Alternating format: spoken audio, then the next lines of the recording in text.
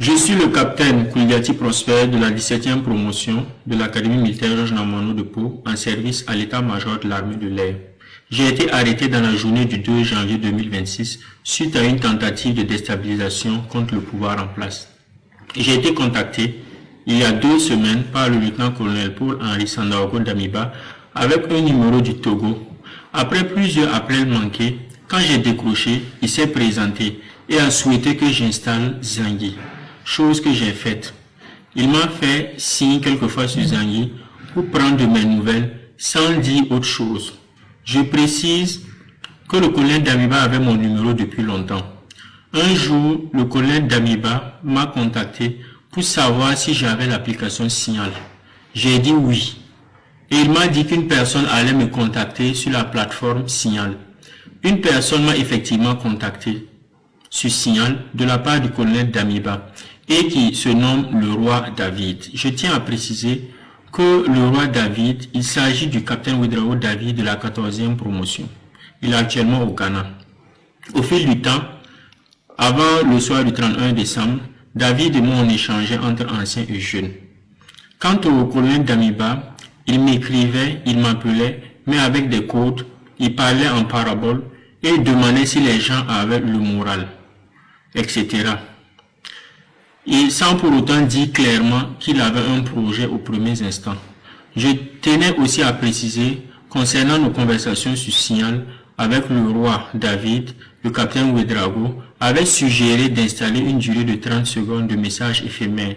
Et aussi, lorsque le colonel Damiba m'écrit sur Zangui, au bout de 10 minutes, lorsque je ne lis pas, il supprime. Au soir du 31 décembre, le colonel Damiba m'a contacté pour me notifier que le roi me fera signe sur Signal pour un colis, sans préciser la nature, le contenu du colis. Le roi m'a fait signe sur Signal, en donnant 2 numéros. L'un chez qui je devais récupérer et l'autre celui à qui je devais remettre. C'est là que j'ai impliqué mon frère Sargo Robert. Il est entré en contact avec l'intéressé et récupéré le colis. Je tiens à préciser que Robert a juste fait la course pour moi. Quand j'ai récupéré le colis, avant qu'il n'aille remettre, j'ai ouvert le colis. C'était de l'argent. Il y avait 8 millions. J'ai décidé volontairement de soutirer 3 millions avant de faire remettre le colis de 5 millions à l'intéressé, par l'intermédiaire de Robert. Le colonel Damiba m'a écrit qu'il allait m'appeler le 2 janvier soir pour une mission qu'il allait me confier. Effectivement, le 2 janvier soir, comme promis, le colonel Damiba m'a appelé pour dire que le colis était à partager entre David et moi. Et la mission qu'il voulait me confier était de couper la tête du pasteur. Je tiens à préciser que le pasteur, il s'agit du capitaine Passéré, commandant la base des drones de Stapone. Une fois la tête du pasteur coupée, les drones allaient être inopératifs pour que les unités puissent entrer en action, car selon le colonel Damiba, l'obstacle était la base des drones de Stapone.